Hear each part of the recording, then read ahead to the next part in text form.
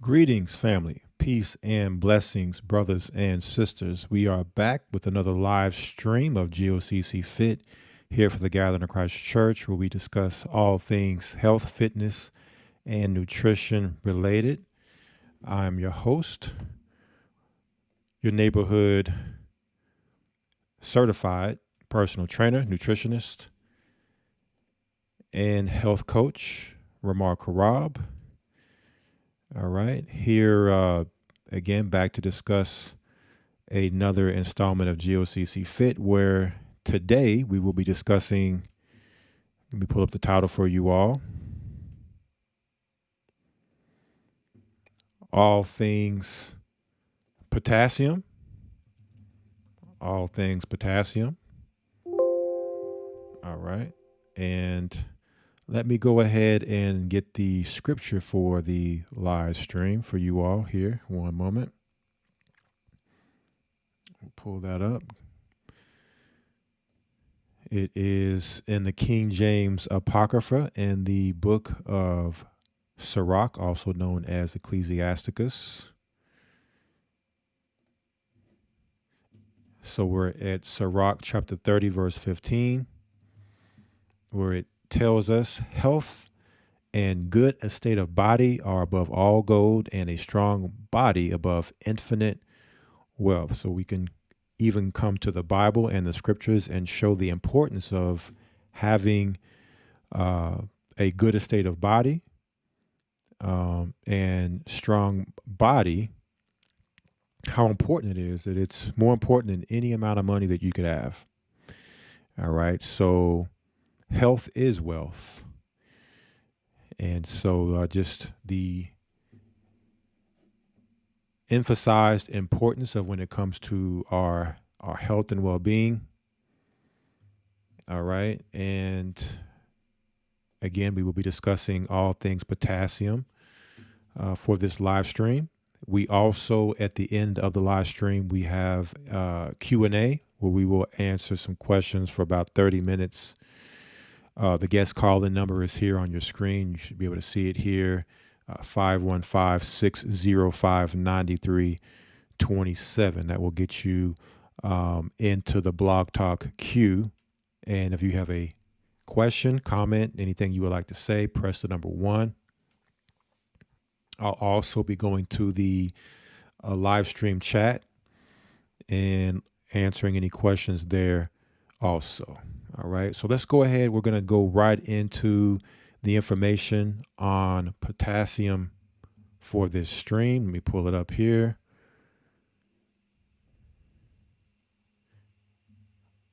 We have healthline.com. Of course, we do a lot of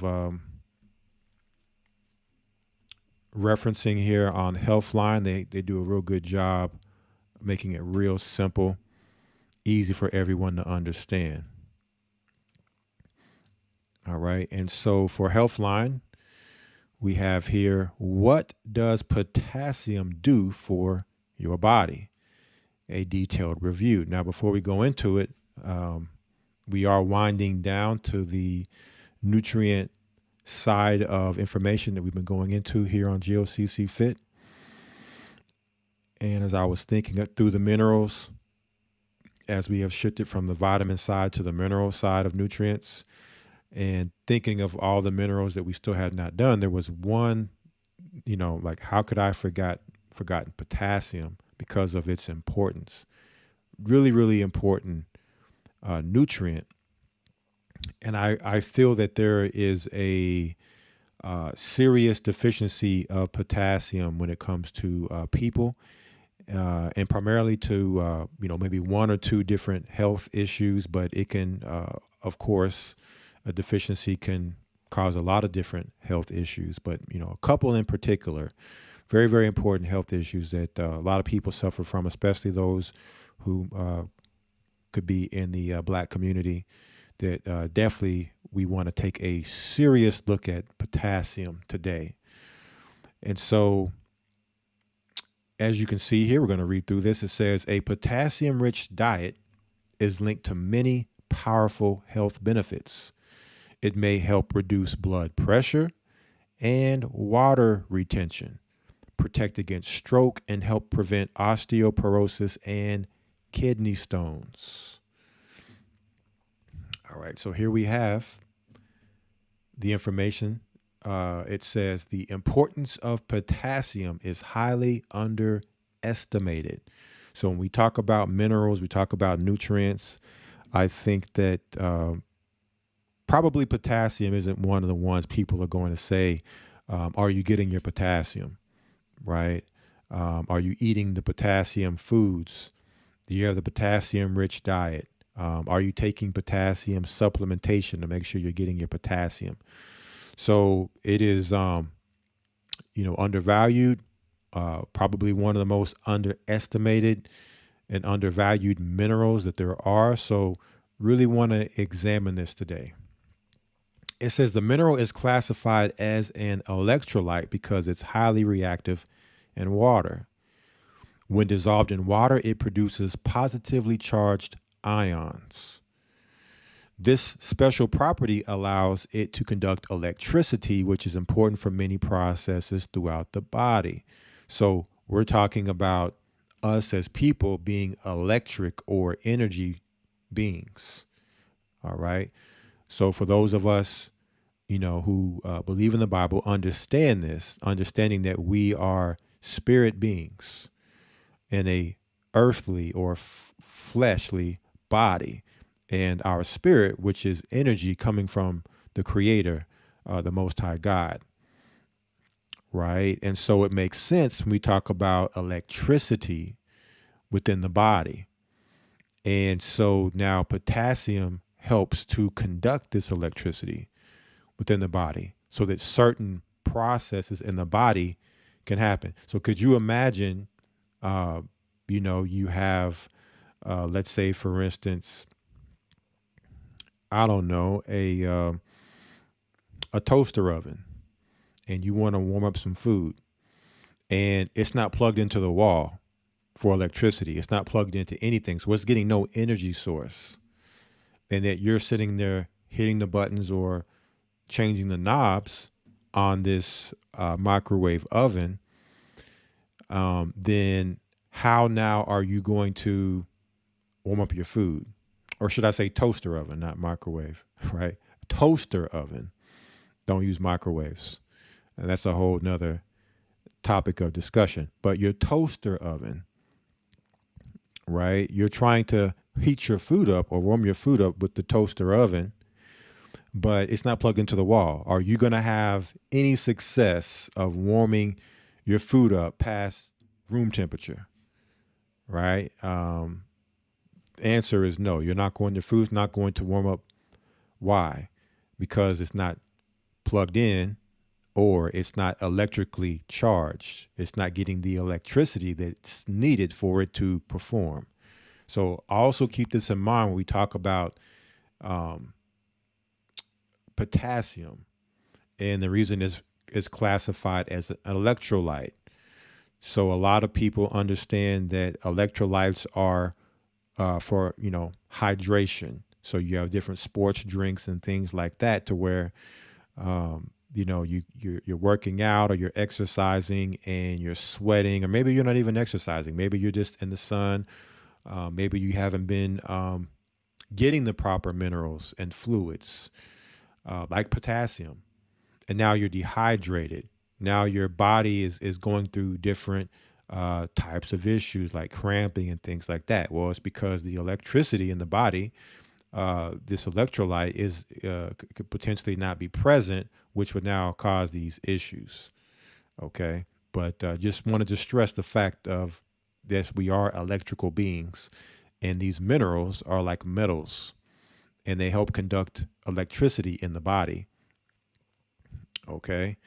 And so it says here, this special property allows it to conduct electricity, which is important for many processes throughout the body, right? So again, if you're missing this, all right, you're similar to a toaster oven or any other electronical device that needs power to operate. Okay, you're just not able to function without that electricity. So this is what happens when you are not getting this mineral. And, not just this one, but in particular, we're talking about potassium today, right? It says this article provides a detailed review of potassium and what it does for your health. What is potassium? A person may ask. Potassium is the third most abundant mineral in the body. So again, if it's a mineral that is in the top list of minerals that the body needs, then how much more important could we say that it is for us to have this, right? So if it's the third most abundant one in the body, that means that the body needs it in a high amount. And what happens if you're not getting it? We're going to talk about that. What can happen when you're not getting enough potassium? It helps the body regulate fluid, send nerve signals, and regulate muscle contraction. So we talked about other minerals that help with muscle contractions. So your muscles are what allow you to move, allow your bones, which is the structure of your body, they're attached to your bones and they allow your bones to move. So what happens when your muscles aren't working and you can't move? Again, no electricity. Not a good thing, right? Roughly 98% of the potassium in your body is found in your cells. Of this, 80% is found in your muscles, while the other 20% can be found in your bones, liver, and red blood cells. Once inside your body, it functions as an electrolyte. When in water, an electrolyte dissolves into positive or negative ions that have the ability to conduct electricity. Potassium ions carry a positive charge. Okay, so this mineral is charged. It has an electrical charge. So it's needed so that the body can have that spark, right? That electricity, a conduit, or being able to conduct the ability for the body to perform. All right. And that's anything that, we're talking about 80% of it being in your muscles. So all your muscles, in order for them to perform and do the things that they need to do, got to have potassium. Your body uses this electricity to manage a variety of processes, including fluid balance, nerve signals, and muscle contractions. Right. And you talk about fluid balance, and, we're primarily made up of water, 60, 70, 80%, whatever the percentage is of us as people. We are made up mostly of fluid. So if we're made up mostly of fluid, and that this particular mineral, potassium, that ion, that positive charge is not there within that fluid, what does that mean for that fluid? That fluid is lifeless, right? It's dead fluid. So that's the reason why the fluid now cannot be balanced out when potassium is missing. It says, therefore, a low or high amount of electrolytes in the body can affect many crucial functions. Let's talk about, speaking of fluid balance, let's talk about fluid balance. It says here, the body is made up of approximately 60% water. 40% of this water is found inside your cells in a substance called intracellular fluid. The remainder is found outside your cells in areas such as your blood, spinal fluid, and between cells. This fluid is called extracellular fluid. So a lot of liquid, a lot of fluid here. Interestingly, the amount of water in the ICF and ECF is affected by their concentration of electrolytes, especially potassium and sodium. So we're going to talk about a little bit about sodium as well, because potassium and sodium both work hand in hand. Potassium is the main electrolyte in the ICF, and it determines the amount of water inside the cells. Conversely, sodium is the main electrolyte in the ECF, and it determines the amount of water outside the cells. All right, so you can understand that if potassium's not there, if it's determining how much water is outside the cells, and if it's out of balance, then you're going to have more fluid in places where it shouldn't be. The number of electrolytes relative to the amount of fluid is called osmolality. Under normal conditions, the osmolality is the same inside and outside your cells, so it helps to keep the balance between the fluid inside the cells and the fluid outside. Simply put, there's an equal balance of electrolytes outside and inside your cells. However, when osmolality is unequal, water from the side with fewer electrolytes will move into the side with more electrolytes to equalize electrolyte concentrations. So now you have a imbalance. So the water is going to move to the area where most of the electrolytes are, okay, to help, basically diminish the parts per million, or how many parts of electrolytes are in the water. Okay, you cannot have a high amount of electrolytes in a little bit of water. That's off balance. So now the water's flooding in, right, to minimize the amount of electrolytes that are concentrated in that particular area. Okay, so it's similar to like a watered down effect. Okay, making it weak, making the electrolyte concentration in that particular area weaker now. This may cause cells to shrink as water moves out of them, or swell up and burst as water moves into them. So see, this is not what you want. You don't want your cells bursting, right? Because water now is coming in, rushing in, right? And we've, seen just, take for instance, like, a tsunami. A tsunami comes in of water and hits, a shore or a coastline, and, you have people, property, whatever there. What happens? Stuff gets destroyed. Well, that's similar what we're seeing here. We're seeing your cells now getting destroyed by this water moving in quickly to try to compensate for the disproportionate amount of electrolytes in this particular area. That's why it's important to make sure you consume the right electrolytes, including potassium. Maintaining good fluid balance is important for optimal health. Poor fluid balance can lead to dehydration, which in turn affects the heart and kidneys. So, of course, you can't have the potassium and not also be taking in fluid. Lots of water, healthy beverages, to actually help bring in, maybe nutrients with the water, like teas and, your cold pressed juices and things like that. So you need the fluid as well as the minerals. Can't have, you don't want to have one and not the other. Eating a potassium-rich diet and staying hydrated can help maintain good fluid balance. All right, so potassium is important also for the nervous system. It says the nervous system relays messages between your body and brain. These messages are delivered in the form of nerve impulses and help regulate your muscle contractions, heartbeat, reflexes, and many other body functions. Okay, so now the potassium allows, again, electricity, the electric charges, or the nervous system relays, the messages that are coming are electrical. All right, those are electrical pulses from your brain to different parts of your body. And so if potassium is missing, those electrical, relay charges or messages cannot be sent. Interestingly, nerve impulses are generated by sodium ions moving into cells and potassium ions moving out of cells. The movement of ion changes the voltage of the cell, which activates a nerve impulse. Unfortunately, a drop in blood levels of potassium can affect the body's ability to generate a nerve impulse. Getting enough potassium from your diet can help you maintain healthy nerve function.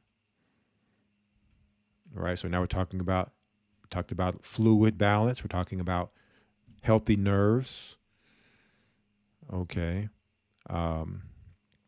And all different types of nerve issues, being jittery, right? And, just all different types of twitching and things like that going on because your nerves aren't functioning right from lack of potassium.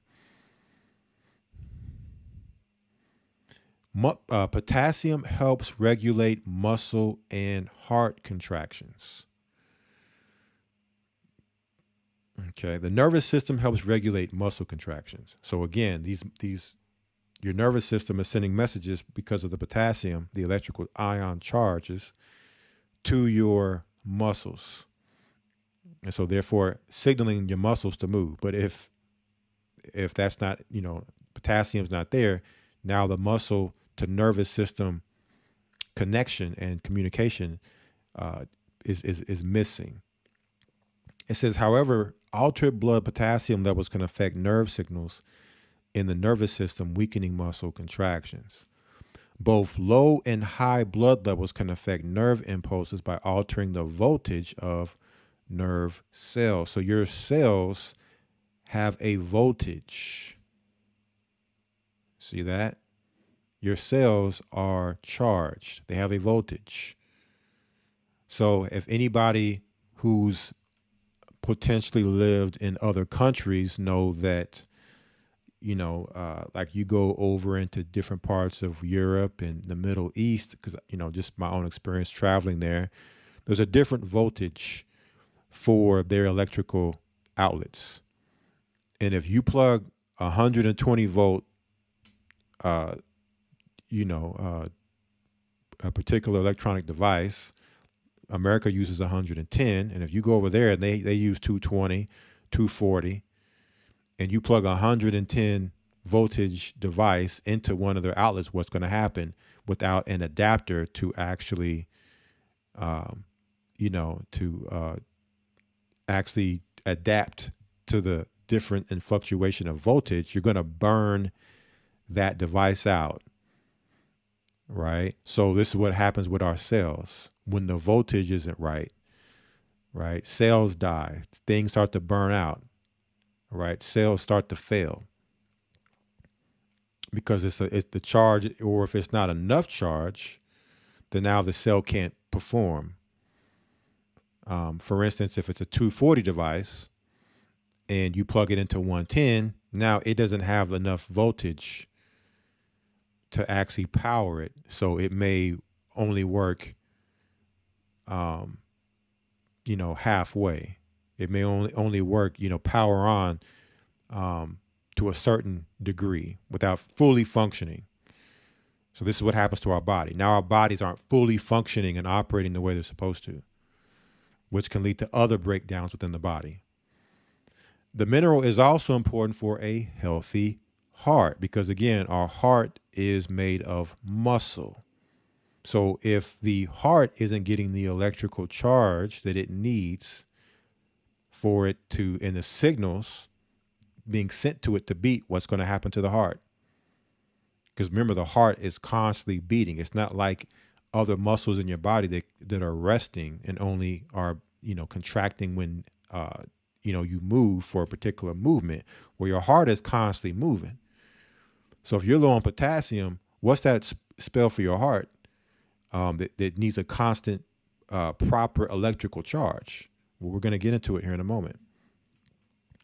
So it's important for a healthy heart, as this movement in and out of cells helps maintain a regular heartbeat. All right. So common sense, if you're not getting the proper potassium, you're going to have an irregular heartbeat.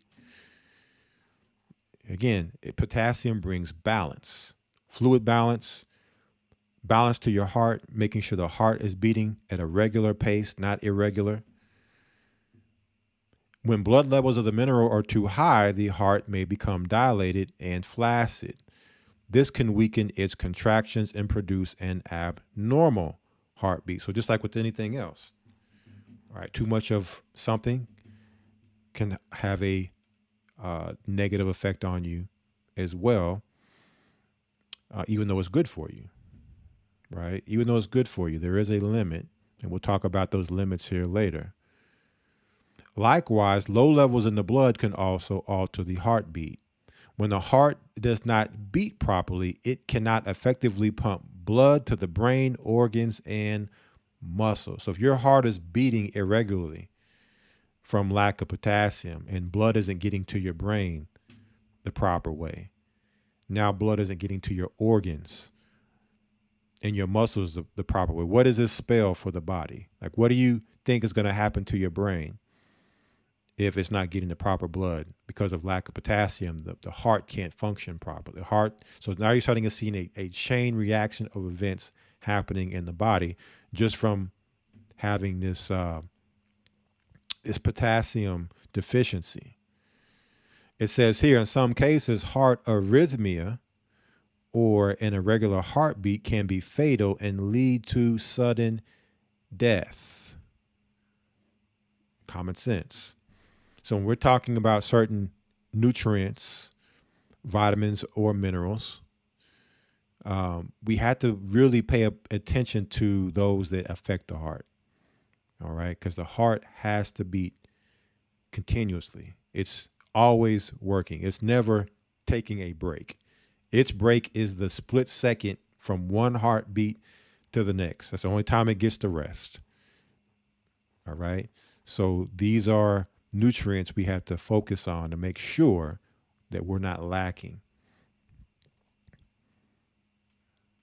Now, those are some of the issues what it helps. Let's talk about the health benefits.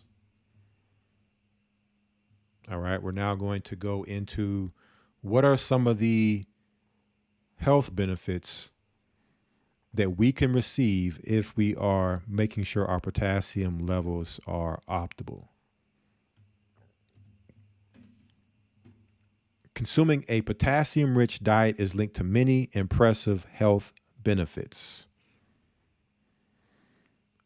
Big one. This is the main one right here, because so many people, especially Black people, suffer from high blood pressure. May help reduce blood pressure. High blood pressure affects nearly 1 in 3 Americans. It's a risk factor for heart disease, the leading cause of death worldwide.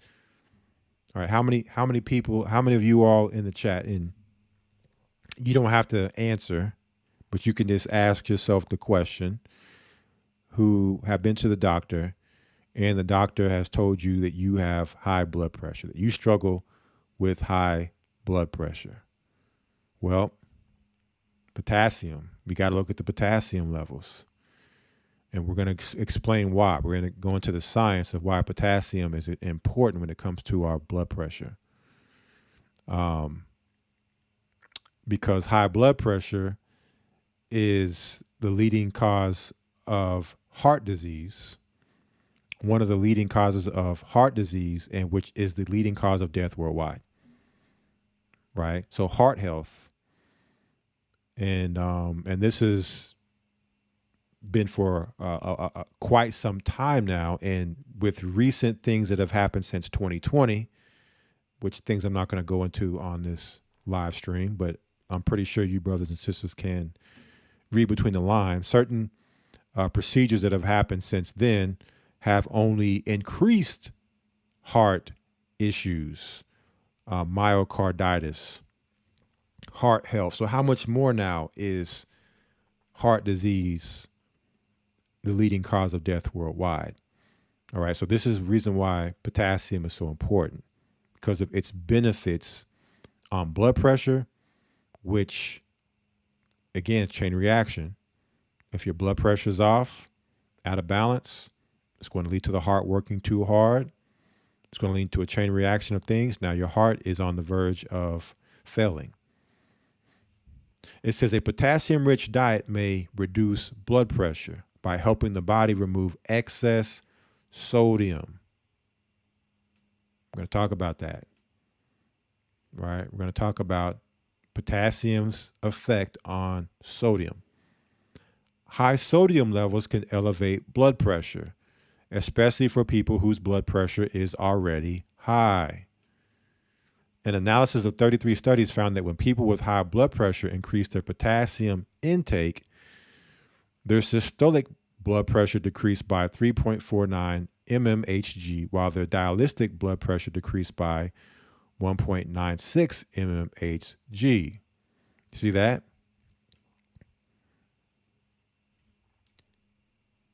So those of you who are dealing with high blood pressure, let's really focus on understanding potassium. And, we can go into ways that you can increase the potassium. Also, the fact that you need to check with your doctor to see what your potassium levels are. And you can examine your diet to see whether or not it lines up with potassium rich foods versus high sodium foods. And maybe that's the reason why the blood pressure, or part of the reason why it's high. In another study, including 1,285 participants aged 25 to 64, scientists found out that people who ate the most potassium had reduced blood pressure compared to people who ate the least. All right. So this is pretty profound of how important potassium is and how much of assisting with lowering one's high blood pressure. Like it's not even a debate. It's not even up for question as far as does potassium help or not. It's pretty clear with the science and also with the studies how important potassium is for high blood pressure. Those who consumed the most had systolic blood pressure that was 6 mmHg lower and dialytic blood pressure that was 4 mmHg lower on average. All right. So let's break down the science real quick. Okay. We haven't talked about sodium yet in our mineral discussion. Sodium is very important. Body needs sodium. Unfortunately, we live in a society to where it's a fast-paced society where a lot of people are eating foods that are not, organic, whole food eating. They're eating fast food. They're eating processed food. They're eating junk food. Well, what does all this food typically have a lot of? Sodium. And typically, when we talk about this particular type of sodium that's in these foods is not the sodium that you would get in nature. This is refined salt that's been stripped of its minerals. So now you're putting something, you're eating something that's not found in nature the way the body's supposed to receive it. So now that salt you're taking in is out of balance because those minerals that are in, salt that you would find in nature, like sea salt, any of your sea salts that are out there, are going to have trace minerals in them, like potassium. Okay. It's going to have the minerals in there to help regulate and balance the sodium chloride that's in the salt. But when you strip all that away and you're just getting salt, sodium, reduced and stripped of these minerals, and you're eating this a lot and it's in everything you eat, what is that going to lead to? High blood pressure. High blood pressure, heart disease, heart attacks, on and on and on and on. Stuff failing in your body because of eating high sodium foods. So what do you do about that? Well, you limit the processed foods, the fast foods, the junk foods. You limit those foods. And now you start to substitute those foods with potassium rich foods to help bring balance, right? Because you still want the salt. And now instead of getting the refined salt, right, which is pretty much a chemically altered salt. It's a manufactured salt. It's been changed, and it's been changed into a way the body shouldn't be receiving it, right? Instead of now having that for your salt, you then replace that with sea salt. You're eating your potassium-rich foods, your balanced diet, and now you're using sea salt on your food. And now you bring balance, and you're getting all the other minerals that come with the sea salt. You see, that's how it works. But because our society has done what it's done with the processing of the salt, is leading to why there is this uptick of heart disease and high blood pressure. And, these irregularities when it comes to this particular part of people's health being so high, right? Because we've shifted away from the natural diet and gotten on this fast food or this microwave diet, which is killing us. So that's what you do. And then you also can look into maybe some potassium supplementation. Okay. Taking some potassium supplements, supplements that can give you some potassium to go with the diet to make sure that the potassium is there to counteract and balance the salt. But you don't, because a lot of times what you hear people say is, oh, stay away from salt, stay away from salt. But you rarely hear people say, what's your potassium levels look like if you have high blood pressure? You need the salt, okay? You don't need a lot of salt, but you need some salt, right? So you don't want to take salt out of your diet totally, because then that could also have the same effect of high blood pressure. You still need that, but you need the right kind of salt, but you need to make sure the question is being asked, where is my potassium? What are my potassium levels? Where are they at? Let me now get the potassium in my diet to help balance when I am eating the salt, the sodium. I'm getting the sodium. Okay. So just giving some understanding, because again, most people, when they talk about high blood pressure, you always hear them mention salt and being careful and reducing, but you never hear them talk about, okay, what is your potassium like? So just wanted to stress that. So of course, talking about heart disease, high blood pressure, what is this going to bring about? Strokes. May help protect against strokes. We also talked about the brain. So typically when you're talking about stroke, you're also talking about the brain. Potassium's effect on the brain. So those are two main things, heart and brain. Minerals, nutrients that are important for the heart and brain, you got to make sure that they're in the right balance. First and foremost, not that your other organs aren't important too, but first and foremost, your heart and brain. Because typically there are parts and different cells of the heart and brain which cannot be regenerated. Like once they're damaged and they cannot be fixed. Some parts, more so for the brain. Other organs can typically be regenerated, like your liver and your kidneys. Those are organs that can be regenerated if they're damaged. But once you have certain type of heart damage or brain damage, that's typically, stuff that doesn't regenerate.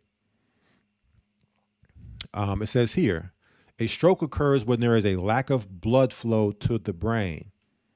It's the cause of death for more than 130,000 Americans every year. All right. And even if it doesn't kill you, who wants to have brain damage? Who wants to be walking around with the brain that's not healthy because the blood flow isn't getting there to keep the brain healthy, to give the brain what it needs? Several studies have found that eating a potassium-rich diet may help prevent strokes. So for those of you who maybe have had a stroke, okay, chances are you're not eating a potassium-rich diet. You have a high sodium diet. All right, so we have to fix that. We got to get rid of those junk and fast foods. Bring in the potassium-rich foods, and your salt should be in the form of sea salt. Okay, preferably sea salt that you are adding to the food yourself. I know there's a lot of different processed foods now where they have in the label sea salt and all that. Who knows what form of sea salt that is? Who knows what level of quality sea salt that is? You want the sea salt that that you are controlling putting in your food. Okay, getting it from a good source and knowing that I'm putting, the proper sea salt on my food. It says here, in an analysis of 33 studies, including 128,644 participants, scientists found that people who ate the most potassium had a 24% lower risk of stroke than people who ate the least. So that's almost a 4% lower risk of stroke by simply having a higher potassium diet. That's a huge amount in a study like this. Additionally, an analysis of 11 studies with 247,510 participants found that people who ate the most potassium had a 21% lower risk of stroke, which is a fifth, 1/5, which is another big amount in another study. They also found that eating a diet rich in this mineral was linked to a reduced risk of heart disease. All right, so it's getting pretty obvious now how important potassium is. Talk about the heart, we talk about our blood pressure, we talk about the brain. Well, it doesn't stop there, because now we also must talk about potassium's effect on the bones, which is your body's structure. It gives the body its form and holds the body together and upright. It says here, may help prevent osteoporosis. Osteoporosis is a condition characterized by hollow and porous bones. It's often linked to low levels of calcium, an important mineral for bone health. Of course, we talked about calcium. It's, one of the many minerals that help with bone health.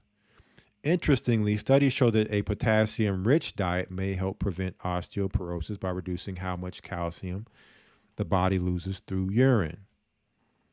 All right, so what the potassium is doing, it's working with the calcium, and it's making sure the body's not getting rid of calcium to the level to where it could cause a deficiency through urination.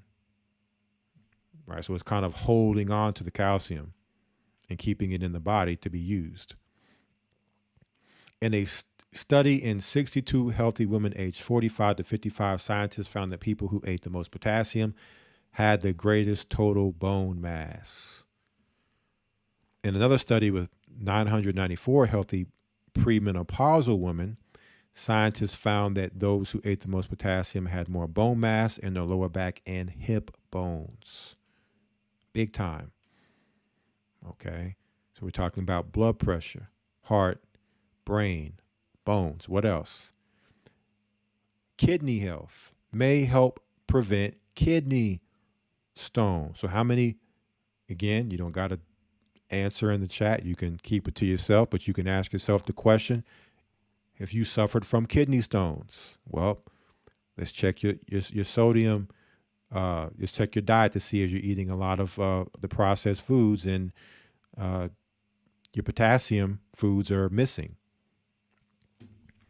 Kidney stones are clumps of material that may form in concentrated urine. Calcium is a common mineral in kidney stones, and several studies show that potassium citrate lowers calcium levels in urine. So just like how we just read here, how the potassium is holding on to the calcium to keep it for the bones to use. Well, kidney stones are calcium deposits. So therefore, if the potassium is there, it's going to also prevent the calcium from forming into stones in the kidneys, right? Common sense. So you see how when we don't have, these particular minerals, and certain ones we need to focus on more than others that we may be missing out on because of our diet or because of health conditions we're having. You see how it leads to a chain reaction of events happening in the body. It's a domino effect, a never-ending domino effect to where now you have kidney problems, you got heart problems, you got high blood pressure, you got brain issues. So it says, in this way, potassium may help fight kidney stones. Many fruits and vegetables contain potassium citrate, so it's easy to add to your diet. In a 4-year study in 45,609 men, Scientists found those who consumed the most potassium daily had a 51% lower risk of kidney stones. Similarly, in a 12-year study in 91,731 women, scientists found that those who consumed the most potassium daily had a 35% risk of kidney stones. So we see 51%, which is half, and 35%, which is more than a third, in 2 studies. And not that this is the only thing that can cause kidney stones, right? But it is obviously, through these studies, showed to be a huge factor. Okay, so we're seeing huge numbers of percentages with potassium when it comes to these particular issues. And so now we have to ask ourselves how undervalued, underappreciated, and overlooked potassium is, because nobody ever talks about it. You typically ever hear anybody talk about, and it's taken for granted in our diet. It may reduce water retention, which we kind of discussed earlier. Water retention happens when excess fluids builds up inside the body. Historically, potassium has been used to treat water retention. So if you're dealing with fluid issues, buildup of fluid in your body, in whatever way, for whatever reason, different parts of the body, then let's look at the potassium. Studies suggest that a high potassium intake can help reduce water retention by increasing urine production and reducing sodium levels. Because remember, when there's high levels of sodium, there's going to be high levels of water in the body. Okay, the water has to be there to water down the sodium levels. So now your body's holding on to fluid. But when you have the potassium now to help counterbalance the sodium, now that's going to cause your body to urinate to get rid of the fluid that your body's holding on to. Right? Now, so that is a overview of just some of the main things that we see when it comes to the health benefits of potassium. I mean, you also have, it manages blood sugar. So for those who may have diabetes, maintains good metabolism. For those who, their metabolism, for whatever reason, when it comes to when it comes to weight, you're holding on to weight that you shouldn't have. Water weight is one of those things that people hold on to that adds weight to them. Stimulates brain function. So good for the brain, potassium. We talked about muscle cramps and aches, and how it's for the muscles, good for the muscles. And then you can also look at cellulite, right? Particularly sisters, something that sisters deal with more so is cellulite. So it's going to make the body tighter to where you're not holding on to loose skin and this cellulite buildup on the body from having the potassium. Okay, so a big factor, not the only factor. But now a person may ask, where do I find it in nature? How do I now get this potassium into my diet? So let's go there. Sources of potassium. Sources of potassium. Potassium is abundant in many whole foods, especially fruits, vegetables, and fish. So if you're not eating fruits, vegetables, and fish, which I know a lot of people aren't, then, chances are you probably are potassium deficient. Most health authorities agree that getting 35 to 4,700 milligrams of potassium daily appears to be the optimal amount.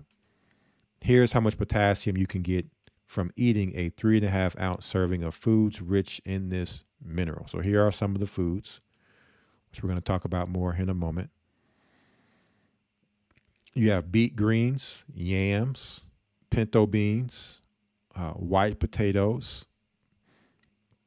portobello mushrooms, avocado, sweet potato, spinach, kale, salmon, bananas, and peas. So you have to ask yourself, are you eating any of these foods here?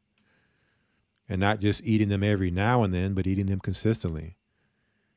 All right. If you're not eating these foods consistently, then chances are you're potassium deficient. All right. And you want to get them as whole and natural as possible, at least amount of processing that you can, so that you know that the mineral is kept intact within this within these food items. On the other hand, over-the-counter supplements are not a great way to increase your potassium intake. Okay, so even though there is potassium supplementation, it's not the best way to get your potassium. Okay, not saying that it's not a way, but it's not the primary way. Remember, supplements is just something to assist. It shouldn't be the silver bullet issue. The silver bullet is the diet. Okay, we want to, as people, and I get it because our taste buds, we want our taste buds satisfied and scratched, right? So we want to keep the same diet and just take the pill. Okay, that's not what you want to do. That's not natural. Okay, that can potentially lead to other issues. So change the diet. Look at the whole food supplements, phyto supplements, plant-based things that are, highly, plant. That's, they have, like the greens, the green food supplements, stuff like that maybe are high in potassium. Stuff like that is how you would want to supplement and get a lot of your minerals, nutrients, vitamins, your sea mosses and stuff like that is coming from a plant, versus just a pill that's filled with powder of, who knows what kind of powder and processing there, right? So, there are, not all supplements are created equal. So you got to do your research on how close to nature the supplement is. It says here, in many countries, food authorities limit potassium in over-the-counter supplements to 99 milligrams, which is much less than the amount you can get from just one serving of potassium-rich whole foods above. This 99 milligram limit is likely because many studies have found that high doses of potassium from supplements may damage the gut and even lead to death by heart arrhythmia. You see, so it's already showing you the body is not designed, especially with potassium, to get it in a, unnatural way as a pill. However, people who suffer from a potassium deficiency may receive a prescription from their doctor for a higher dose supplement. Okay, so but these are things you have to discuss with your doctor and make a determination based upon you. Because whenever we speak about health, we're speaking in a general sense. So this is for general speaking. But you as an individual, your situation may be different. It may need something specific for yourself and for you. And that's where your doctor comes in to make a determination on that. Okay, you and your doctor can determine what's best for you. Consequences of too much or too little potassium. Less than 2% of Americans meet the U.S. recommendations for potassium. However, a low potassium intake will rarely cause a deficiency. Instead, deficiencies mostly happen when the body suddenly loses too much potassium. This may happen with chronic vomiting, chronic diarrhea, or in other situations in which you've lost a lot of water. All right. It's also uncommon to get too much potassium. though it may happen if you take too many potassium supplements. Right? There is no strong evidence that healthy adults can get too much potassium from food. So typically, you're not going to get too much of something from foods. All right? Because it's coming in a way that it's designed to be received in nature. However, you want to have a variety and diverse diet,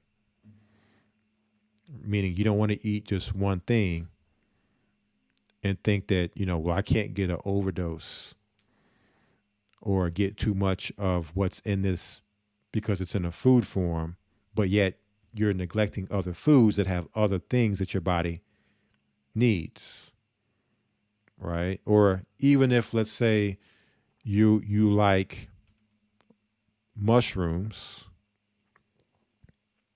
which the portobello mushrooms are said to have a lot of potassium, but eating pinto beans also gives you variety, right? So you want to eat as many of these things on this list as possible and not just be satisfied because you like bananas, but you hate everything else on this list. Well, that's not a lot of variety, right? So you want to keep it diverse and try to incorporate as many of these foods as you can.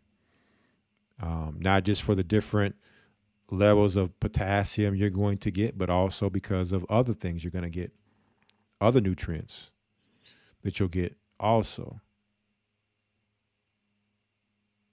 Excess blood potassium mostly occurs when the body cannot remove the mineral through urine.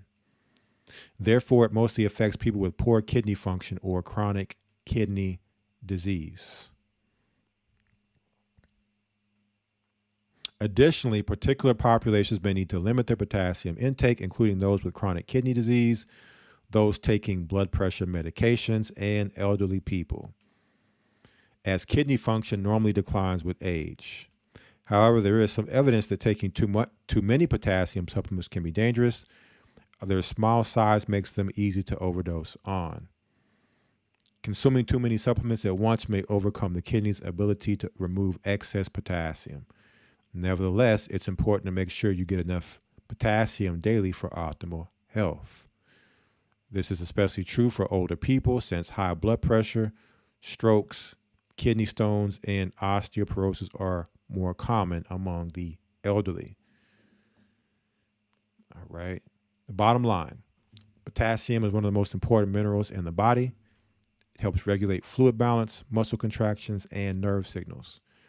What's more, a high potassium diet may help reduce blood pressure and water retention, protect against stroke, and prevent osteoporosis and kidney stones. Unfortunately, very few people get enough potassium. To get more in your diet, consume more potassium-rich foods such as beet greens, spinach, kale, and salmon.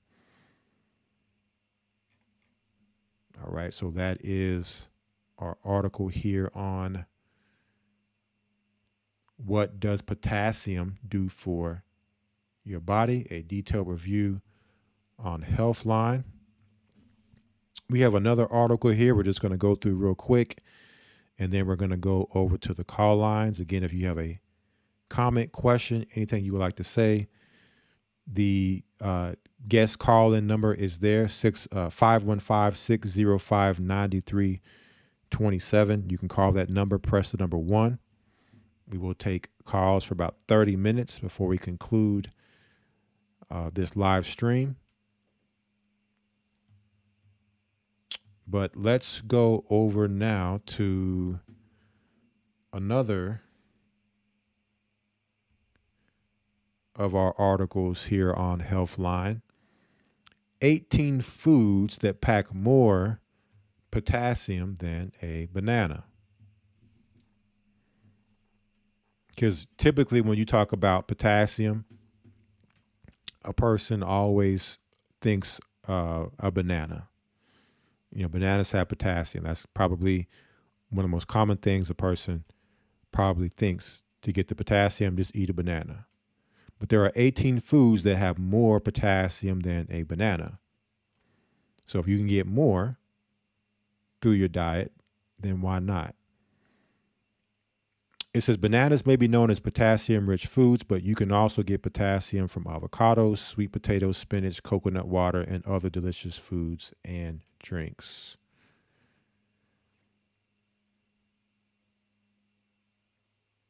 All right. So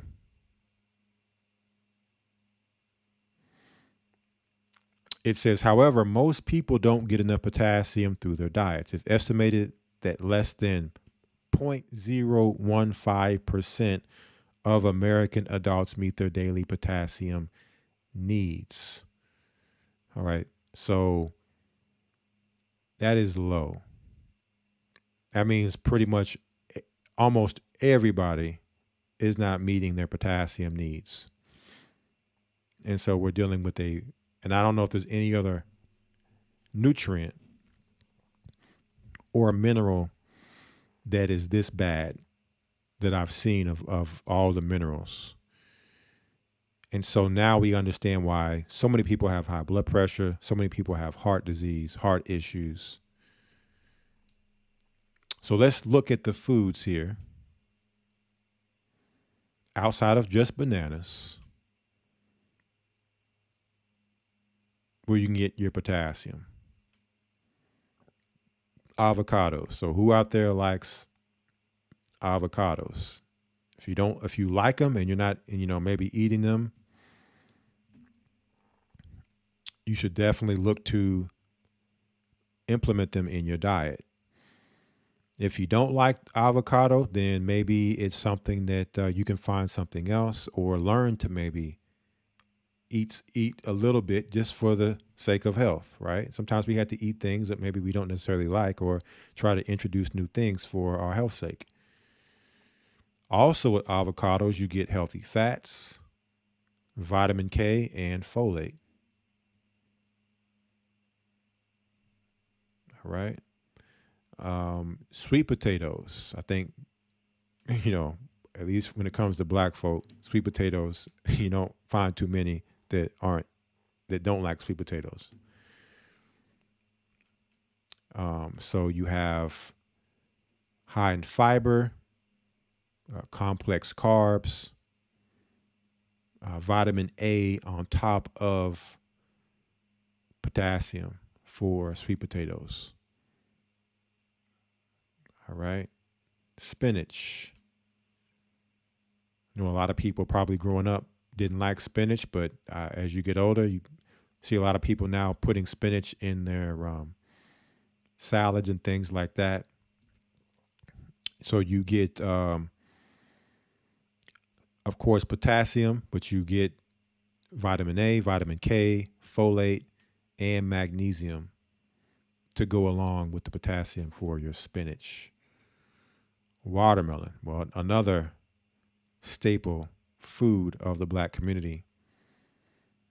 So let's see what else this has outside of potassium. You get your fiber, magnesium, vitamins A and C. Okay. So you got your watermelon, coconut water. Now, when we're talking about coconut water, you want to get the coconut water straight out the coconut. I know they have a lot of companies out here that bottle it.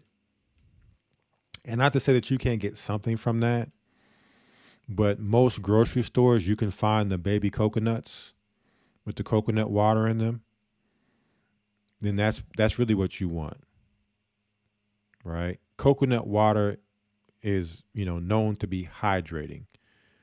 Right? A lot of sports drinks are now putting coconut water in their drinks because of the electrolytes. Because so many different electrolytes. So of course potassium is there. You have magnesium, sodium, and manganese also in the coconut water. So pretty much you could drink coconut water by itself if you're dealing with dehydration, any type of deficiency as far as electrolyte balance. Coconut water is going to take care of the trick for you. It's going to do the trick for you.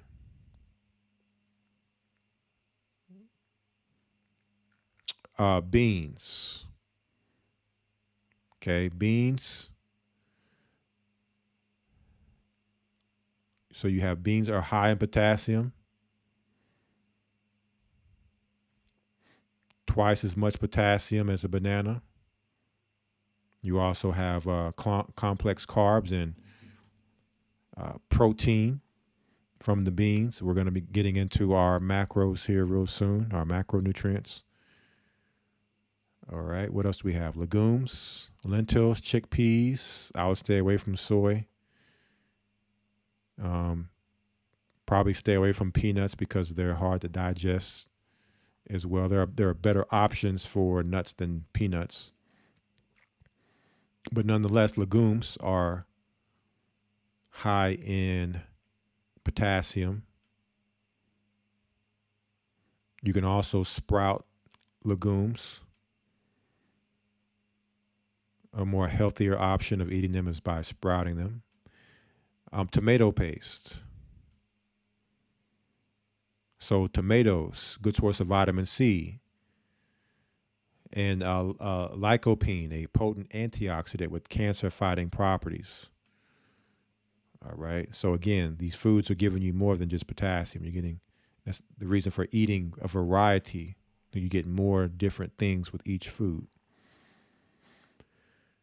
Butternut squash. You have vitamins A and C, B vitamins, vitamin E, and magnesium to go along with potassium in your squash. Potatoes. So you have, depending on the soil, of course, with pretty much anything you eat is going to depend on the content of the minerals. So your vegetables and fruits are going to only be as good as the soil they're grown in. Dried apricots have good source of fiber, vitamins A and E, along with more potassium than a banana. Swiss chard, vitamin K, vitamin A, high in fiber, and more than double the potassium than a banana with your Swiss chard.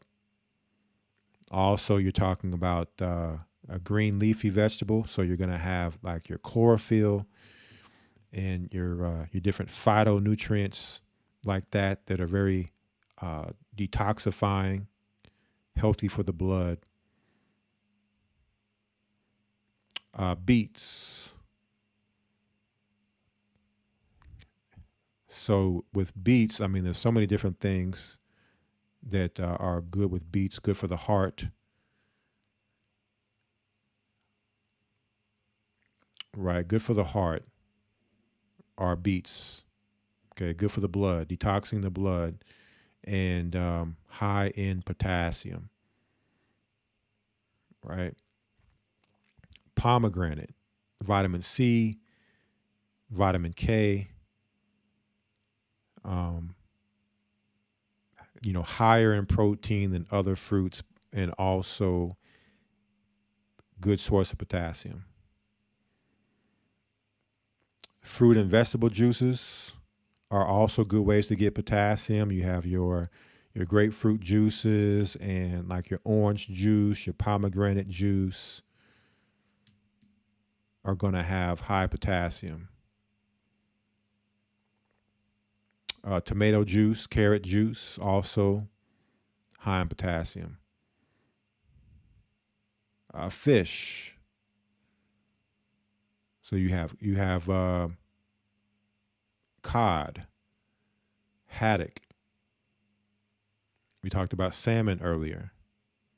These fishes, good healthy fats, the omega-3 fats, good for your heart, reduce heart disease. Tuna, lean, high protein, and potassium.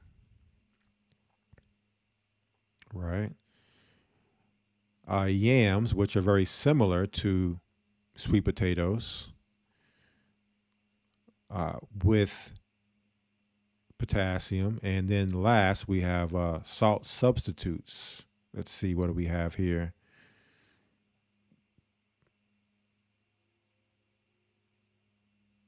So you have certain salt substitutes that replace salt with potassium to reduce perceived salt intake, diminishing the taste. So basically, it just reduces the salt and it adds some potassium, magnesium, and things like that. All right. So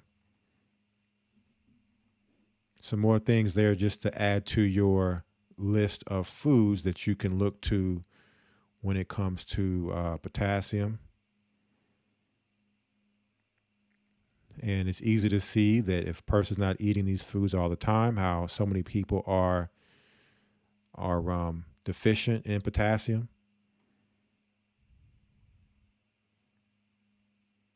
Because there are people aren't eating these types of foods. People are, they're grabbing the burger, they're grabbing the grabbing the pizza, grabbing the fried chicken, all these other things versus what we just read on this list. And if you're somebody who exercises a lot, look into drinking the coconut water instead of drinking regular water, or maybe a Gatorade, which Gatorade does have some form of potassium in it, but those things are made in a manufacturing facility. Why not get the nature's electrolyte beverage, which is a coconut, and drink from a coconut, and drink, maybe a coconut or two throughout the week to, just another hack into making sure that you get some extra potassium in your diet, as well as some of the foods that you see here on your screen and foods we've spoken about. All right. So we are coming to the end of this stream. And again, we're going to do some Q&A here for a brief moment. You have the guest call-in number, 515-605-9327. The call lines are open for anybody that would like to ask any health-related questions. It could be about anything, any comments, things you would like to speak about when it comes to health, fitness, nutrition. The call lines are open, and I will also look in the chat. If there's any questions in the chat, I will answer questions now.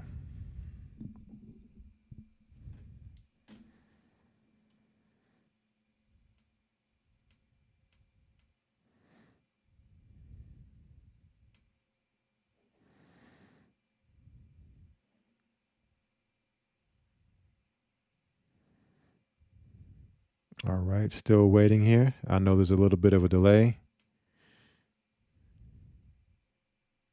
So any questions, go ahead. You can either call in or you can ask in the live chat.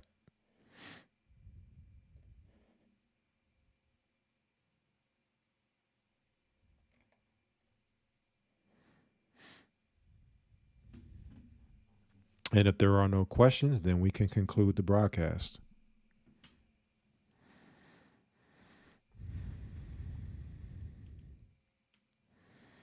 Someone asked, what are the mints that I eat?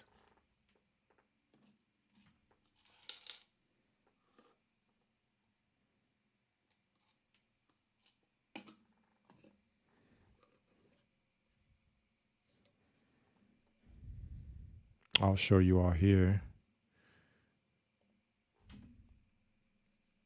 I don't know if you all have seen Spry. They have mints and gum, and when you look on the back, dentist approved, xylitol sweetened, freshens breath, sugar-free, non-GMO, gluten-free, vegan safe, no artificial colors, no artificial flavors, no aspartame. And so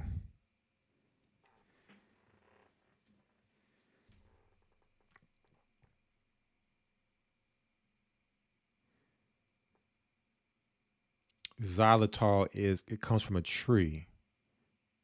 So it's a natural sweetener from a tree. It's easy on the blood sugar, and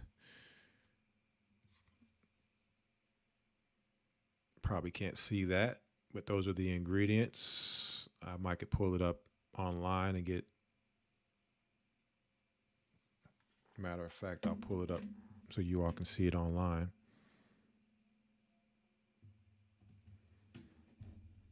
But typically, if you're at Sprouts or Whole Foods, you probably will see Spry. And let me see here.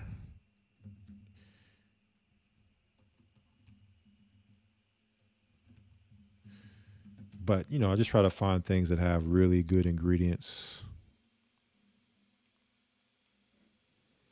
Let's see.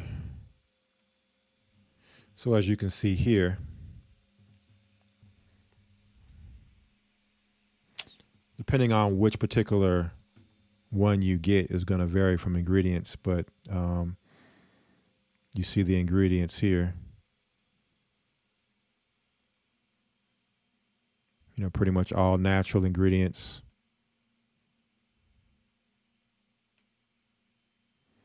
But if you just type in Spry, you can look it up. They're the only ones I could find that didn't have all those crazy ingredients that you find with most mints and gums, just all type of craziness. So those are the mints that I use, and they come in all different flavors. You got, peppermint, spearmint, you have fruit flavors, cinnamon, and I like them. So we have a caller from the 216 area code. Let me go ahead over to Blog Talk here. 216 area code, you're live. Shabbat Shalom, Elder. How are you today, sir? Shabbat Shalom. I'm doing well. How are you? Bless. Real quick, I think I heard you say that potassium lowers blood pressure, but then I thought I also heard you say that if you're taking blood pressure medicine to monitor the amount of potassium. I wasn't sure if I heard that right, because it kind of just seemed like it was contradictory. Like you would want to continue to take it to lower the blood pressure, and it would seem to go with taking the medicine, but I wasn't sure if I heard that right. Well, taking potassium supplements, you don't want to take too many potassium supplements if you're on blood pressure. Now, potassium-rich foods is different, but potassium supplementation is shown to be problematic even if you don't have high blood pressure. Because it's so easy to get toxicity from potassium supplements, maybe versus other supplements that you could take. So it's not really something you want to get in a pill form. Not that you can't. There are different ways that, different companies that have it. I'm not familiar with any. I haven't purchased any potassium supplements myself, but you would probably want to get something that is like a food-based supplement, plant-based supplement. Maybe it has like different foods that you could mix into a drink and drink it that's high in potassium, something like that, versus a potassium synthetic supplement made at a manufacturing facility, or out of a lab or something, or a pharmaceutical. But you can check with your doctor. Check with your doctor on that. They would be able to determine those things for you. No, that makes 100% sense, and it wasn't for me; it's for a family member. But that makes perfect sense. I just thought, I was like, wait a minute, that it didn't kind of go together. But as I tell them all the time, anyway, it's better to get it through natural, foods, whole foods, versus taking a pill anyway. So, So when you say supplement, all supplements aren't created equal. So it depends on the type of supplement. Like for instance, I make up my own CMOS gel, which is a supplement, but CMOS is a sea plant or a sea weed. So me getting that versus buying a multivitamin, multi-mineral pill, And not that there aren't any good ones out there, but there's probably more bad ones than there are good ones. So it's just Mm. the ingredients had to be more closer and more uh, coming from a natural, plant source versus, there Mm. are chemical variations of minerals and vitamins and nutrients. You see what I'm saying? There are the synthetic kind. So as Mm. long as it's coming from a natural source, like if it's sea moss that's powdered in a pill, that's different than buying something. Okay, what is the source? Like how is this particular nutrient or multivitamin, multi-mineral made? What was it made from? Where did you get it from? Oh, well, we made it in the lab and we synthesized it. Now, see, okay, now you're getting into something else. Versus, oh, well, we took sea moss, we dried it out, we ground it into powder, and we put it in a pill. You see, that's different. Those are two Mm. different types of supplements. Gotcha. You see what I'm Makes saying? perfect sense. You see what I'm saying? But Okay. they have the drinks that you can mix the powdered green superfood. I know Elder Rawchaa has it for his key supplements. Those are more so like your whole food ways to get your nutrients through supplements, where you can just mix it in water and drink it, and it's a supplement. Gotcha. Gotcha. Yeah, we have a few things that the wife and I have ordered from Key as well. But that what you said though made sense. It cleared it up for me. I just said like man, it just seemed like a contradiction, Yeah, but I get what you're saying now. Like you said, natural sources versus synthetic sources, exactly. so forth. Exactly. Or Okay. or prescriptions. You got to be careful with that too, and just make sure you're holding your doctor accountable. And if you are going to the doctor, asking them the question, well, hey, from my research, um, potassium supplementation can be, counter effective, or not in the best interest if I'm taking blood medication, and have a conversation with them about it. And maybe depending on the blood pressure medication, or the particular potassium supplement, maybe there is an explanation that it's okay. That's for them to tell you those things, because there's I'm not familiar with blood pressure medication. There's different kinds, right? I know there's different types that you can get. Some doctors will say, no, don't take these kinds. These are bad. Like these, but you can take this type of blood pressure medication. So those are the deep conversations you have with the doctor. Gotcha. All right. Well, hey, I appreciate you. Thank you for the physical upliftment and also the spiritual that you give us too. Every other week when you do coming out of Babylon as well. So definitely helping to keep the body built up. So appreciate you, and have a blessed Shabbat. Yes, sir. The water for the support, and Shabbat Shalom.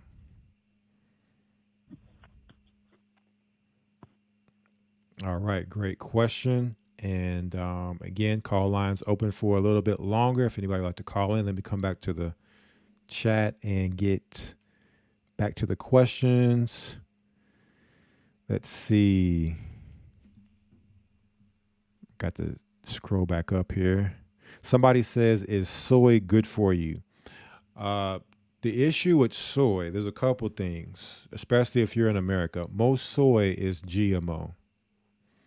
So now we're going down the road of something being synthesized, altered outside of nature. And so that's already problematic. Secondly, when you look at soy,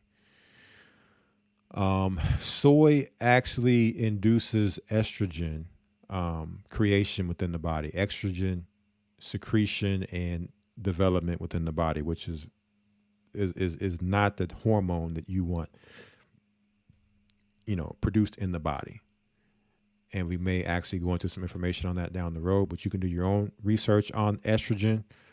I know a lot of people say it's good for women. It's more detrimental for men, but even estrogen is bad for women in high amounts. So um, it's unfortunate they put soy in everything. Like, you find soy pretty much anything processed. You'll see soy lecithin and all these different soys produced in a facility that produces soy or manufactures soy. So when you're talking about like your grains, like your wheat and your barley and all those, your soys and all those, a lot of that stuff is GMO. A lot of that stuff produces estrogen, and it's just stuff that you want to stay away from, especially men. And there's just better alternatives to whatever you're trying to get with soy. There's better alternatives that are more effective for your health. Like, for instance, they may try to sell you soy protein and say, okay, well, this is a good way to get your protein. There are better ways to get protein than soy. Maybe not as cheap, because soy is very cheap. That's the reason why soy is highly utilized within the food and agricultural industry, because it's so cheap. And so they put it in everything because it's cost effective for them. But if you spend a little bit more money and maybe buy like whey protein, it's more quality protein that's not going to have the negative effects of soy, but it may cost you a little bit more. You see, so for me, it's more beneficial for me to spend a little bit extra money for my diet versus spending money on healthcare and doctor bills from the detrimental effects of eating lots of soy. So do your own research, look up soy, and maybe you can share some of your research with us for the person that asked the soy question.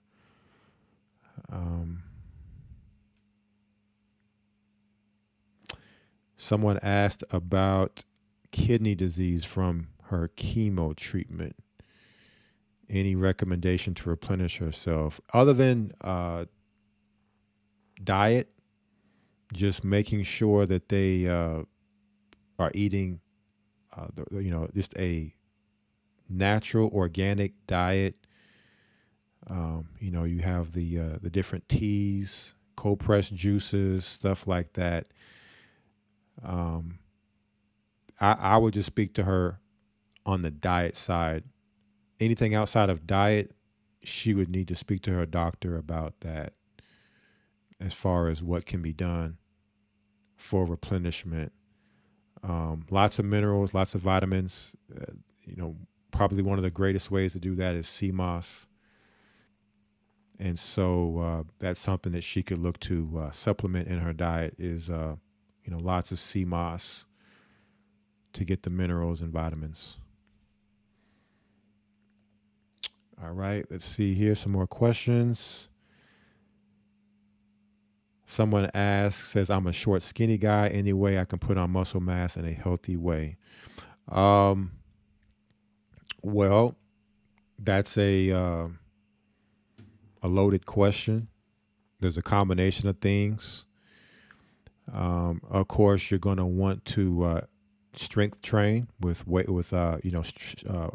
resistance training, whether that's with weights, or you can use bands or cable exercises as well.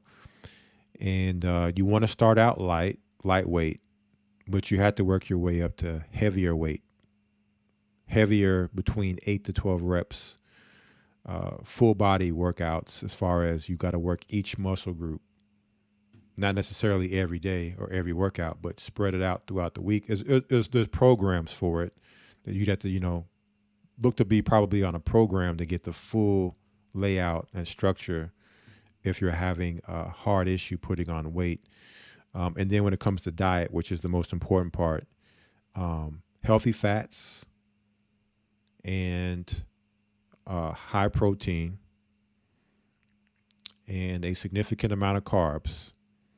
And the more carbs, the less lean the weight will be. So there is a balance, but you have to be in a caloric surplus. All right. So let's say your body needs 2,000 calories per day. You need to be consuming 2,500 per day to gain weight. And it would be the same if you were looking to lose weight. You would need to lose or intake 500 less calories than the 2000, which is 1500. But you want it to be with lots of protein, lean protein, and healthy fats with a significant amount of carbs. And you want to eat 3 meals a day and probably 2 snacks a day. Right. And so you're looking at, for breakfast, you're probably going to need to eat, like eggs. You have potatoes you could eat or oatmeal. So you're getting your protein, your healthy fats, maybe a little bit of like turkey bacon or something like that. Then when you exercise, go to the gym, work out. After the gym, you're going to be doing whey protein afterwards to get the muscle recovery going. As soon as you finish your workout, you got to get the whey protein. You got to get like your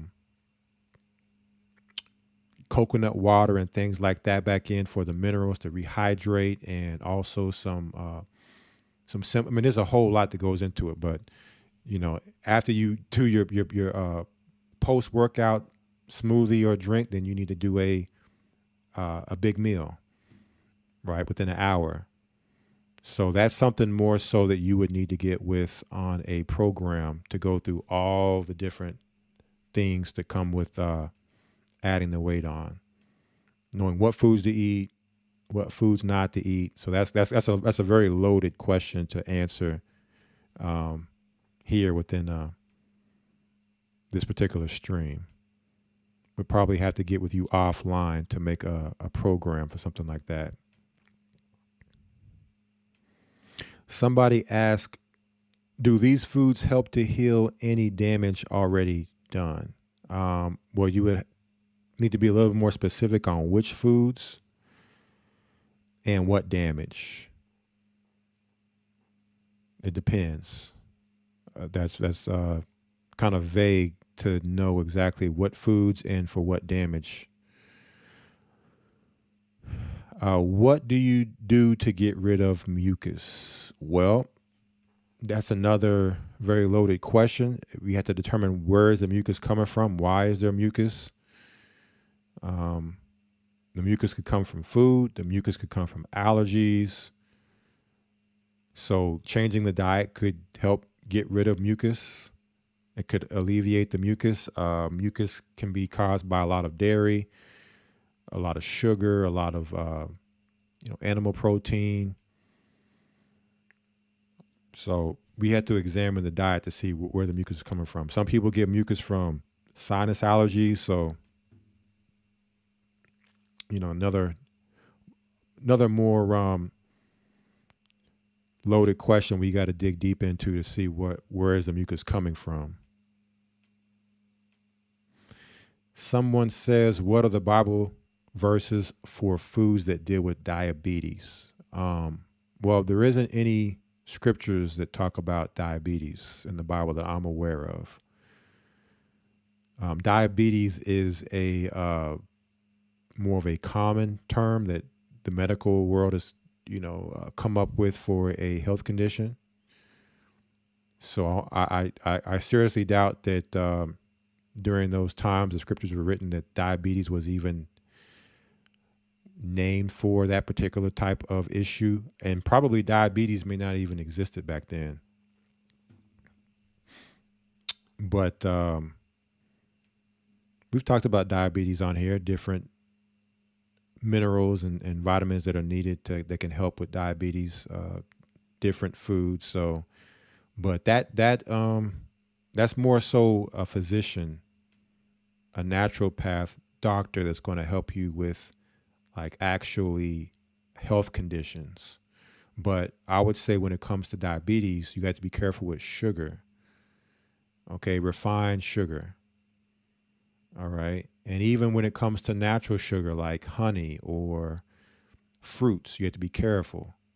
You want to eat more vegetables, drink more vegetable juice. You add more of that to your diet, along with eating the actual lean meat for your protein and stuff like that. Let's see. What else do we have here?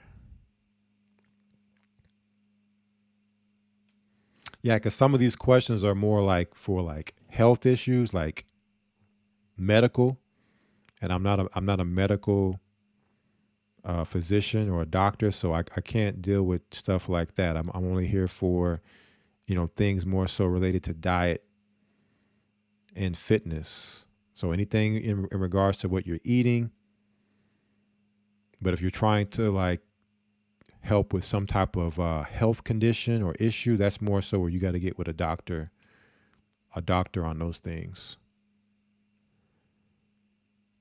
Let's see.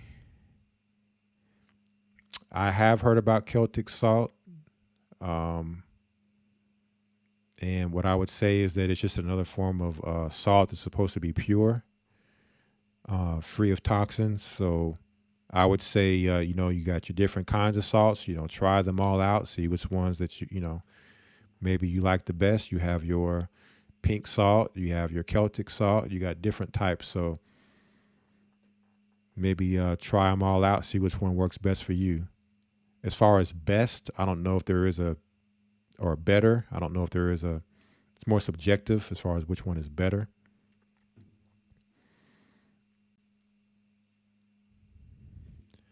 Let's see, what else do we have here? Someone says, is pink Himalayan salt good to use? From my research, pink Himalayan salt is a great way to add salt to your food. It's actually harvested, or it is actually obtained high up in the Himalayan mountains where there's no pollution. So it's said to be free of pollutants, and kind of proof that the world has undergone a flood, being the fact that there is actual sea salt up in the mountains, and the Himalayas being the highest mountain range in the world. They're able to go up there and find sea salt and cut it out in big slabs. So yes, you can use pink salt in all different kind of ways. You'd be surprised the different ways that you could use it. But the most basic way is on your food. Sprinkle it on your food, and research. They got your pink salt or your Himalayan salt. Breathing devices. You also have your pink salt lamps that people use that they say are very healing. So just look into it. Do some research on that. Because of this platform, had to be careful on some of the stuff we discuss here. So I'm also trying to tiptoe around the AI. What else do we have here?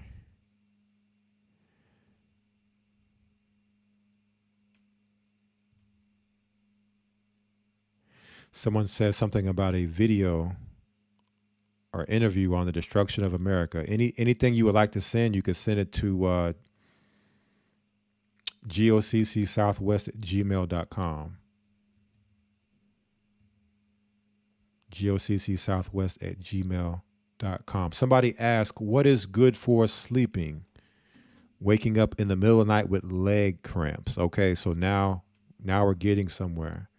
So sleeping, one of the main minerals you want to look at is magnesium. Magnesium also falls within the realm of electrolyte. So if you are not getting the proper magnesium allows the muscles to rest. Okay. So if your muscles are constantly in a contraction or a contracted state, it's going to cause a cramp. So magnesium and potassium are the first two things I would look at you're needing to do to help with cramping and sleeping. I can personally attest, I've been supplementing with magnesium, different kinds, the oral kind as well as a spray. And I haven't slept better than ever using that. So look into magnesium supplementation as well as the spray to see if that helps with your cramping and your sleeping. All right, as well as potassium. Okay, look at your diet. Are you getting lots of sodium through fast foods and junk foods and processed foods, and are you eating enough foods with potassium and magnesium?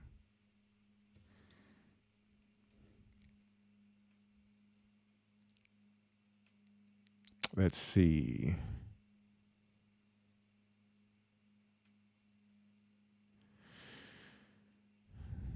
A lot of questions here.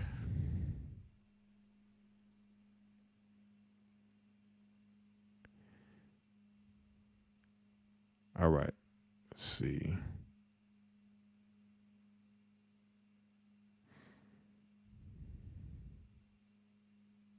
Someone says, doesn't sea moss have potassium in it? I believe it would be some potassium in sea moss. How much? I'm not sure, but I would assume that it does. Because sea moss is said to have 92 minerals of the 102 the body needs. So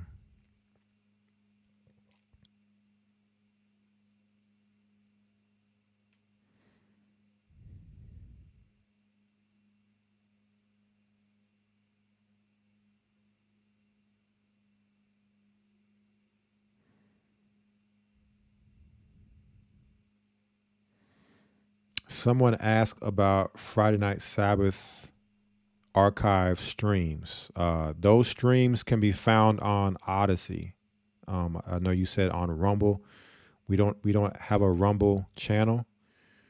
They're on Odyssey. So if you go to G.O.C.C Southwest on YouTube and you look under the About section, there is an Odyssey link. There is Odyssey there, where if you click on that, it'll take you straight to all the past shows. Someone asked, what do I typically eat in a day? Well, it depends. From day to day, it's not the same. Some days I do intermittent fast. Some days I may early in the day just do like a green juice with spirulina and chlorella, and then eat dinner. But typically I try to eat lean, as far as like chicken, breasts, fish, eggs, lean beef, grass-fed beef, maybe once a week. I don't eat a lot of red meat, but I do like to eat some here and there. I like to drink kombucha as well, so I don't do sodas. It's typically kombucha and water, things like that, teas, stuff like that. Typically, just brown rices. As far as carbs, brown rices, potatoes, sweet potatoes. Lean protein. Sometimes protein shakes after working out. But that's typically it. Cold pressed juices, lean protein, a little bit of complex carbs, not too much. Try to do lots of salads throughout the week. At least 2 or 3 salads throughout the week. Get those vegetables in, and that's kind of the core of what I eat. And then of course on the weekends I'll have my cheat day. I'll go out to eat and order something from a restaurant or something. But I try to limit eating out. I don't like to eat out more than once a week. And I try to, even when I eat out, I try not to go too crazy and get something too wild. I try to, keep it within reason. Someone says, what about soy in the form of nattokinase? Well, see, I'm not saying that you can't use nattokinase, but is there a better alternative? So lumbrokinase is said to work better, and it's not soy. So I would tell somebody to get the lumbrokinase. But you also have serrapeptase, and you can try all three. You can try the natto, you can try the serrapeptase, you can try the lumbrokinase. Try them all and see what works best for you. Just know that natto comes from soy.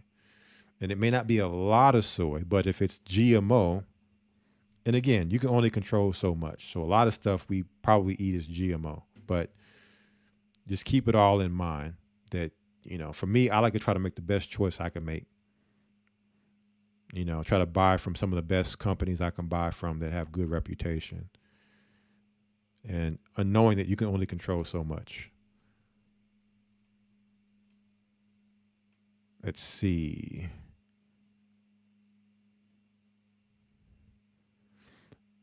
Green superfood is basically like all of your kales, your spinach, all those greens kind of in a powdered form. So you're going to get all the minerals and vitamins and getting it from plants versus getting it from some synthetic laboratory manufactured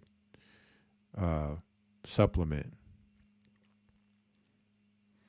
Someone says, "Is liquid amino good?" I would say that you could probably find some good liquid aminos.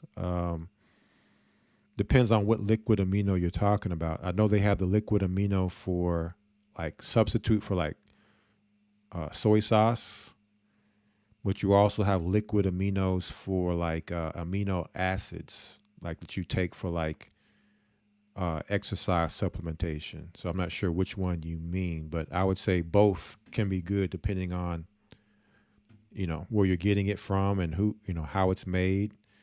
It wouldn't be good if it's coming from an unclean animal. So those are things you got to kind of take into consideration. Is what is the source?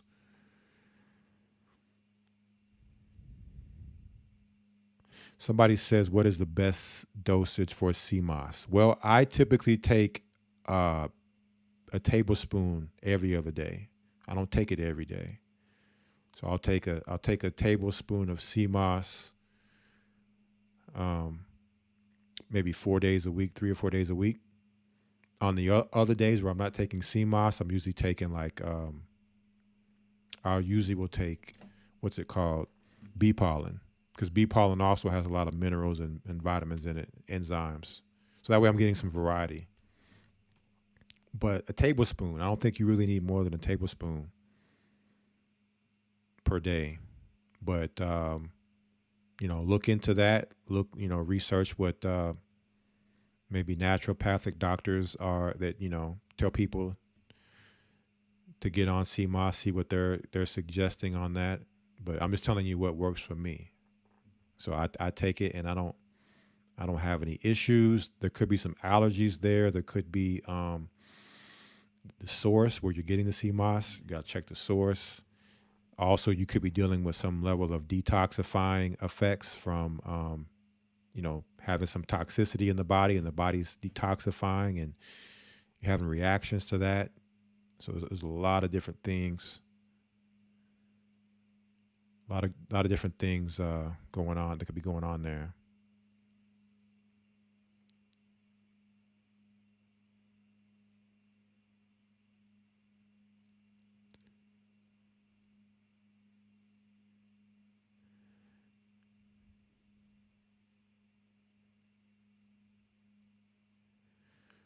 Let's see.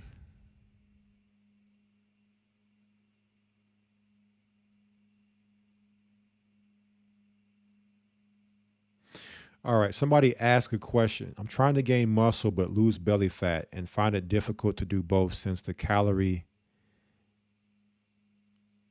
say the calorie intake is opposite. How would we lose fat if we need to up the calorie to gain muscle? Well, to answer that question is you don't want to do both at the same time. Either you want to bulk or you want to cut. So you have to make your mind up. Do you want to cut and lose the fat, or do you want to gain the muscle? All right. So if you're bulking, then you're going to gain some fat with that. But then whenever you're trying to shred, you're looking now to lose weight. You may lose some muscle. Okay, but you can't do both at the same time. It's almost an oxymoron to try to do both at the same time. I'm not saying it can't happen, but it's very difficult. All right. But it comes down to diet. You have to lower the carbs. Okay, bring the carbs down, and you have to raise the healthy fats, the healthy protein, strength training, and also HIIT, high intensity interval training, at the end of your exercise routines. So when you finish working out, exercising with the strength training, you do your HIIT for about 10 minutes. So you got to get that HIIT in. It's going to raise the heart rate. All right. It's going to raise the heart rate, cause yourself to sweat, and then your diet. But you really want to do one or the other as far as bulking or cutting, and not do them at the same time. So that, there's whole programs for that. So that's the overview. Hope that answers your question there. Does potassium help kidney damage or maybe liver damage? I don't know if it helps with the damage, but it can help from the studies to not add to the damage as far as kidney stones and things like that. But I don't know that it's necessarily going to just be what you need to help with anything that's damaged. That's going to be more so overall dietary thing, right? Changing the diet, detoxing, fasting, let the body heal with the proper natural supplementation. So that's something for a doctor to talk to you about. Let's see. So we're coming to the end here, kind of wrapping things up. Lots of questions here, lots of good questions.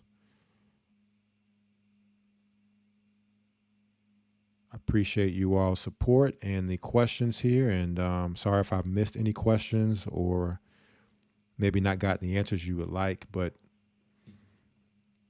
some of these questions are they need very thorough answering to get to the answer that's needed.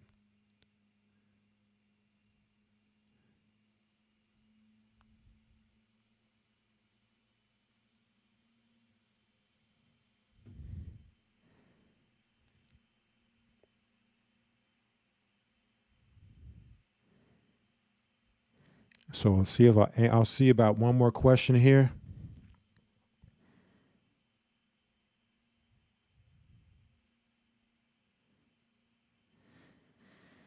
Someone asked, what does castor oil do for the body?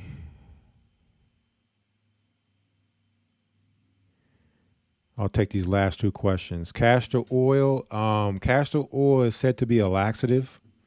So if you use it internally, it can help you when it comes to being regular.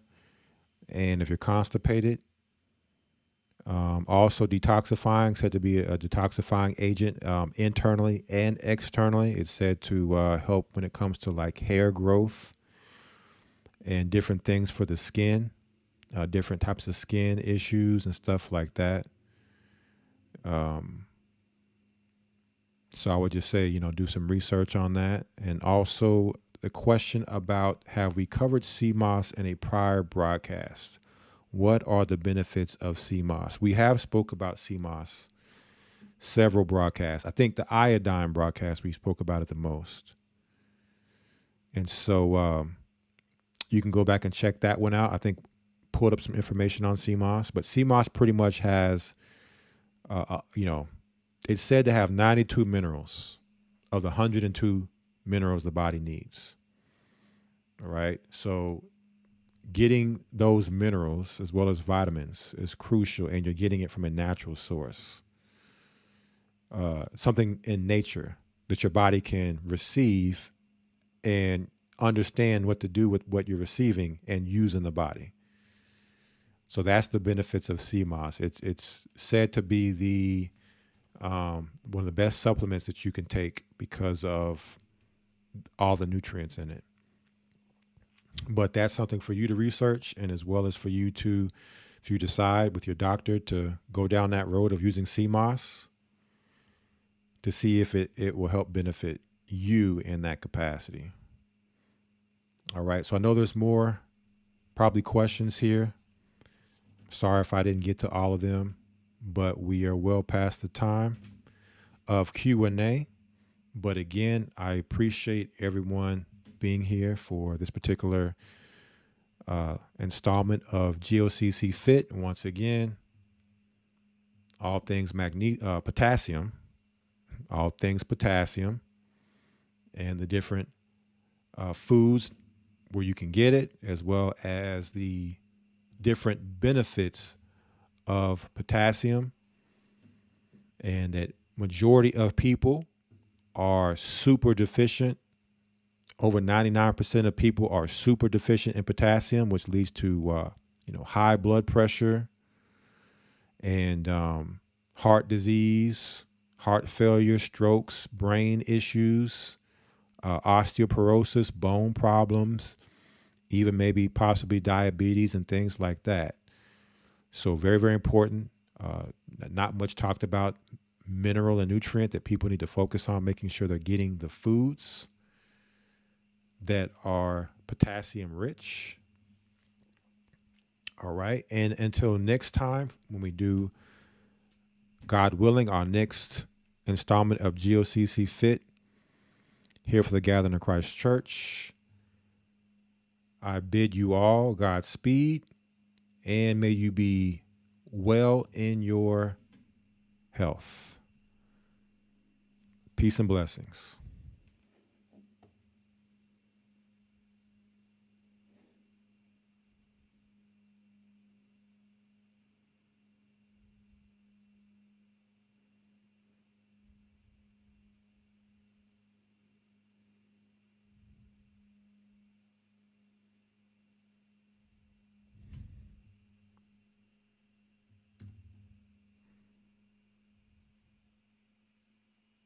"90 seconds